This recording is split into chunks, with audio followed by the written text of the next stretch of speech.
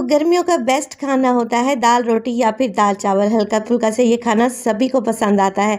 आज आपसे शेयर करूंगी एक ऐसी टेस्टी दाल की रेसिपी जिसे आप चावल के साथ भी सर्व कर सकते हैं और रोटी के साथ भी इंजॉय कर सकते हैं। बिस्मिल्लाहिर्रहमानिर्रहीम, अस्सलाम वालेकुम। खुश रहें, आबाद रहें, जहाँ भी रहें, हैप्पी रहें और हेल्दी रहें। तो मैं हूँ फ़ाइज़ा और वेलकम करती हूँ आपको चटपटे पकवान में। दो दालों के कम्बिनेशन से बनाएंगे आज ये मज़ेदार सी दाल जो कि सुपर टेस्टी बनेगी। तो रेसिपी को एंड तक देखें, अच्छी लगे लाइक कर दें और चटपटे पकवान को सब्सक्राइब भी कर लें। तो चलें फिर जल्दी से रेसिपी स्टार्ट कर लेते हैं। तो ये मज़ेदार सी दाल बनाने के लिए मैं दो दालों का इस्तेमाल करूँगी। 1 कप में ले रही हूँ चना दाल, इसके अलावा 1 कप मैं इस्तेमाल करूँगी माश की दाल का। टोटल अगर इनको वज़न में देखा जाए तो है 250 ग्राम, यानी कि 1 पाव के लगभग। चलें जी, दालों को आप अच्छे तरीके से चुन लें और 3 से 4 पानी में अच्छे से वॉश करें, क्योंकि बरसात का मौसम है, इसमें कीड़े वगैरह लग जाते हैं। धोने के बाद आप लोगों ने क्या करना है, हल्का सा नमक, हल्दी और 2 टेबलस्पून कुकिंग ऑयल डालकर इसे बॉयल कर लेना है। अब दाल बॉयल करना सभी को आती है, अगर मैं दाल उबालना दिखाती तो आप लोग वीडियो ही स्किप कर देते। चलें जी, दाल बॉयल कर लूँ तो आपको मैं चेक करवाती हूँ। तो जैसा मैंने आपको बताया, हल्का सा नमक, थोड़ी सी हल्दी और 2 टेबलस्पून कुकिंग ऑयल डालकर मैंने दाल को बॉयल किया। अब देखें माश की दाल घुल चुकी है, जिससे ये दाल क्रीमी बनेगी। मगर अगर आप लोग देखें, यहाँ पर चने की दाल का दाना साबित है, ये गल तो चुका है मगर अच्छे तरीके से मैश नहीं हुआ। बस आप लोगों ने ऐसे ही दाल को गलाना है। चलें जी, खुशबूदार सा दाल का तड़का तैयार कर लेते हैं। तो आधा कप ले लिया है मैंने देसी घी, आप लोग कुकिंग ऑयल भी ले सकते हैं। इसमें डालेंगे 7 से 8 गोल लाल मिर्चें और 1 टीस्पून साबित सफ़ेद ज़ीरा। एक टुकड़ा डालेंगे दालचीनी का 2 इंच के बराबर और 3 अदद लौंग शामिल कर देंगे। इसके अलावा मैं 8 से 10 दाने काली मिर्च के भी शामिल करूंगी, जिससे दाल बहुत ही खुशबूदार और जायकेदार बनेगी। एक बड़े साइज़ का प्याज लें और बारीक सा स्लाइस करके इन मसालों के साथ ही शामिल कर दें। अब देखें, प्याज को फ्राई करेंगे इतना कि इसके एजेस यानी कि किनारे हल्के हल्के से गोल्डन नज़र आने लगे। बहुत ज़्यादा प्याज को कलर नहीं देना।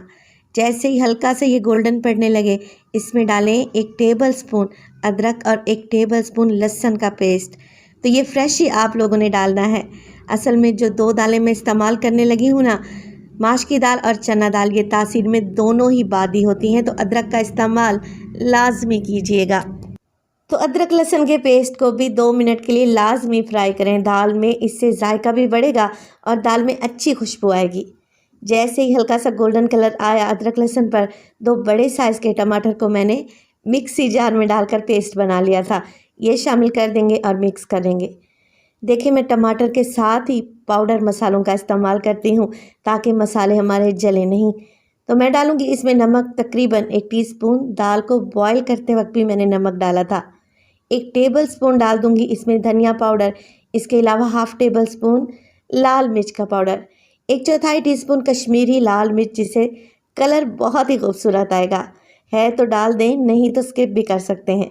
मिक्स करेंगे मसालों को और भून लेंगे इतना कि टमाटर का पानी ड्राई हो जाए और घी ऊपर आ जाए। जितना मसाले को अच्छे से भूनेंगे, दाल का जायका उतना ही बेहतरीन आएगा। चलें जी, घी ऊपर आ चुका है। अब इसमें डालेंगे उबली हुई दाल और इसी स्टेज पर रेसिपी आप लोगों को ज़रा से भी अच्छी लगे, प्लीज़ रेसिपी को लाइक कर दिया करें और चटपटे पकवान को सब्सक्राइब भी कर लें। आप सब लोगों का बेहद शुक्रिया। दाल डाल देने के बाद इसमें 4 से 5 हरी मिर्चें डालेंगे डंडी निकाल कर, जिनको मैंने कट लगा कर डाला है ताकि दाल में अच्छी खुशबू आए। हल्के हाथ से दाल को मिक्स कर लें और अब दाल की कंसिस्टेंसी को चेक करें। गाढ़ी पतली जैसी आप रखना चाहते हैं उसी हिसाब से रखें। मैं आधा कप मज़ीद पानी ऐड करूंगी, क्योंकि अभी 1 से 2 बॉयल दाल को देना लाजमी है। तो दाल को जैसे ही 1 से 2 बॉयल आएंगे, सबसे आखिर में मैं डालूंगी इसमें काली मिर्च का पाउडर, तकरीबन 1/4 टीस्पून, और इसमें शामिल करेंगे हस्बे मामूल ढेर सारा हरा धनिया। अब देखें, फ्लेम को ऑफ कर दें और दाल को कवर लगाकर छोड़ दें 5 मिनट के लिए। 5 मिनट के बाद आप लोग देखेंगे कि तरी यानी कि ऑयल ऊपर आ गया है, जिसके लिए हमें अलहदा से भी बघार लगाने की ज़रूरत नहीं पड़ेगी। माशाल्लाह से आप दाल की लुक चेक करें, लग रही है ना क्रीमी और शानदार।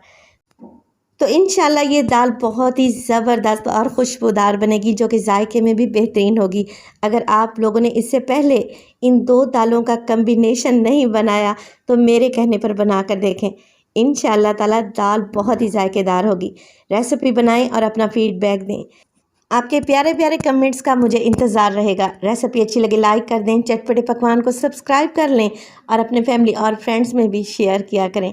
अपना बहुत सारा ख्याल रखिएगा। फ़ाइज़ा को अपनी दुआओं में याद रखिएगा। मुझे दीजिए इजाज़त। टिल देन, अल्लाह निगहबान।